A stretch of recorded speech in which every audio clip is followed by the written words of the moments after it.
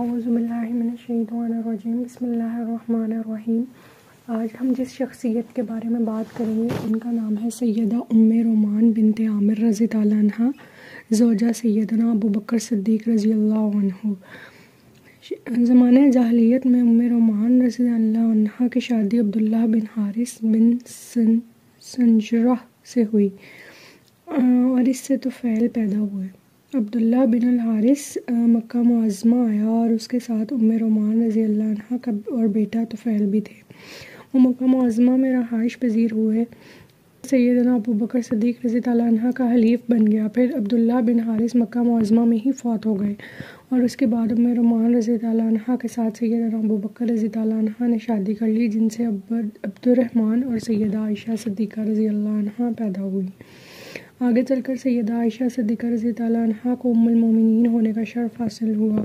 اس طرح ام رومان کے 3 بچے ہوئے، طفیل، عبد الرحمن اور سیدہ عائشہ رضی اللہ عنہ۔ طفیل نے اسلام قبول کیا اور انہیں رسول اللہ صلی اللہ علیہ وسلم کا صحابی ہونے کا شرف حاصل ہوا۔ یہ سیدہ عائشہ رضی اللہ عنہ اور ان کے بھائی عبد الرحمن رضی اللہ عنہ سے بڑے تھے۔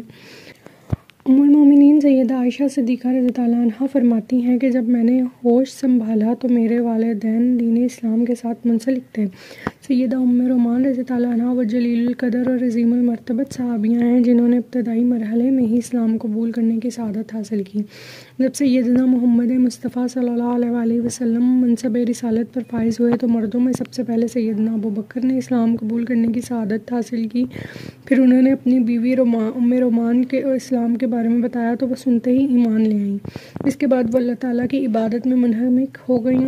انہوں نے رسول اللہ صلی اللہ علیہ وسلم کے دست مبارک پر بیعت کی اور رسول اللہ صلی اللہ علیہ وسلم اور سیدنا ابو بکر صدیق رضی اللہ عنہ کے خاندان کے ہمراہ مدینہ منورہ کی طرف ہجرت۔ یوں ہی لیل و نہار گزرتے گئے، کئی سال اسی طرح خوشگوار ماحول میں بیت گئے۔ پھر ایسا ہولناک واقعہ پیش آیا جس سے سیدہ ام رومان رضی اللہ عنہ پر غم کے پہاڑ ٹوٹ پڑے اور حزن و ملال سے ہر سو اندھیرا چھا گیا۔ ان کی لاڈلی بیٹی سیدہ عائشہ صدیقہ بنت ابو بکر پر منافقین کے سردار عبداللہ بن ابی بن سلول کی قیادت میں مدینہ کے بدنصیب منافقوں نے بہتان لگایا۔ یہ صورتحال دیکھ کر سیدہ ام رومان رضی اللہ عنہ انتہائی غمزدہ ہوئیں۔ منافقین نے مرچ مسالہ لگا کر خوب بے برقی اڑائی۔ آخرکار اللہ سبحانہ تعالیٰ نے سیدہ عائشہ رضی اللہ عنہ کی بریت میں آسمان سے آیات نازل کی اور ان کے خلاف افواہیں پھیلانے والوں کو قیامت تک کے لیے ذلیل و خوار کیا۔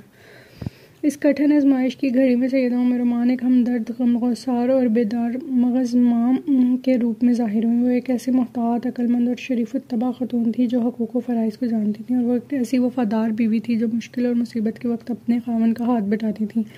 اس آزمائش کے دور میں سیدہ ام رومان رضی اللہ عنہ نے دانش مندی کا ثبوت دیتے ہوئے اپنی لاڈلی بیٹی سیدہ عائشہ رضی اللہ عنہ سے منافقین کی طرف عائد کردہ بہتان کو چھپائے رکھا، لیکن اللہ سبحانہ وتعالیٰ نے چاہا کہ اس واقعے کی اطلاع سیدہ عائشہ رضی اللہ عنہ کو ہو جائے۔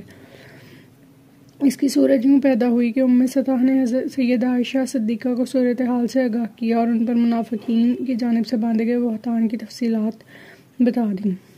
ام المومنین سیدہ عائشہ فرماتی ہیں کہ جب ام مصطفیٰ سے مجھ سے صورتحال کا پتہ چلا تو میں اپنے والدین کے پاس گئی۔ میں نے اپنی والدہ سے کہا، امی جان، یہ لوگ میرے بارے میں کیسی باتیں کرتے ہیں؟ میری والدہ نے کہا، بیٹی جی برا نہ کرو، جب کوئی عورت خوبصورت ہو، اپنے خاوند کی دل پسند ہو اور اس کی سوتنیں بھی ہوں تو عام طور پر اس نوعیت کی صورتحال سے 2-4 ہونا ہی پڑتا ہے۔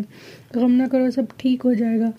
میں نے کہا، امی جان، میرے بارے میں لوگ اس طرح کی باتیں کریں گے، کبھی سوچا بھی نہیں تھا۔ میں اسی غم میں رات بھر روتی رہی، آنسو تھمنے کا نام نہ لیتے تھے۔ رات بھر شدت غم کی وجہ سے مجھے نیند نہیں آئی۔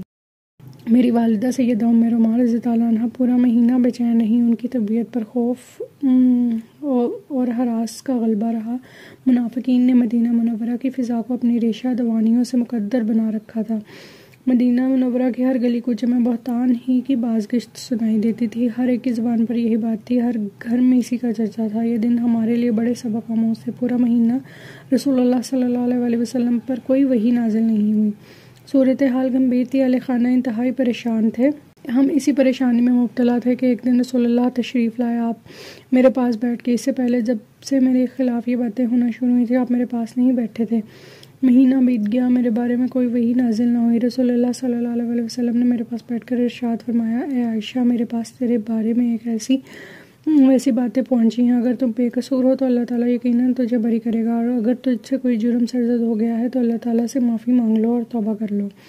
بندہ جب اپنے جرم کا اعتراف کر لیتا ہے اور توبہ کر لیتا ہے تو اللہ تعالیٰ اسے معاف کر دیتے ہیں۔ جب رسول اللہ صلی اللہ علیہ وسلم نے اپنی بات پوری کر لی تو میرے آنسو خشک ہو گئے، یوں محسوس ہونے لگا جیسے میری آنکھیں آنسوؤں کے کسی ایک قطرے سے بھی ناآشنا ہیں۔ میں نے اپنے والد مکرم سیدنا ابو بکر رضی اللہ عنہ سے کہا، ابا جان آپ رسول اللہ صلی اللہ علیہ وسلم کو جواب دیں۔ میرے والد نے کہا، اللہ کی قسم مجھے پتہ نہیں چل رہا کہ میں رسول اللہ کو کیا جواب دوں۔ پھر میں نے اپنی والدہ سے کہا، امی جان آپ رسول اللہ صلی اللہ علیہ وسلم کو جواب دیں۔ انہوں نے کہا، بیٹی اللہ کی قسم مجھے پتہ نہیں چل رہا کہ میں رسول اللہ کو کیا جواب دوں۔ اس غم کی گھڑی میں اللہ کی رحمت جوش میں آئی اور آسمان سے وحی کے ذریعے بتایا گیا کہ حضرت عائشہ رضی اللہ عنہا اس الزام سے بری الذمہ ہیں۔ مورخین کا سیدہ ام رومان کی تاریخ وفات میں اختلاف ہے۔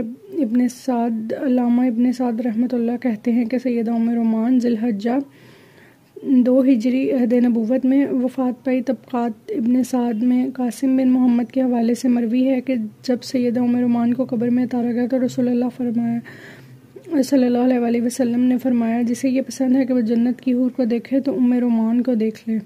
اس حدیث میں مذکور ہے کہ رسول اللہ صلی اللہ علیہ وسلم سید ام رومان رضی اللہ عنہ کی قبر میں اترے۔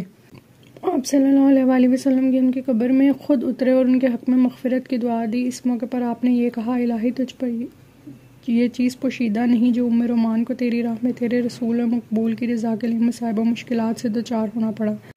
اسلام قبول کرنے میں سبقت لے جانے والی، ہجرت کی سعادت حاصل کرنے والی، مصائب و مشکلات کو خندہ پیشانی سے برداشت کرنے والی صابرہ، شاکرہ اور نیک دل اور صاف ستھری سیدنا ابو بکر رضی اللہ عنہ کی زوجہ محترمہ اور سیدہ عائشہ صدیقہ رضی اللہ عنہ کے والدہ ماجدہ سیدہ ام رومان بنت عامر رضی اللہ عنہ کامیاب زندگی بسر کر کے آخرت کے سفر پر روانہ ہوئی۔ اللہ تعالیٰ ان سے راضی ہو گیا اور وہ اپنے اللہ کریم سے راضی ہو گئی۔ صلی اللہ تعالیٰ علی خیر خلقہ وآلہ وصحبہ اجمعین برحمتک یا ارحم الراحمین۔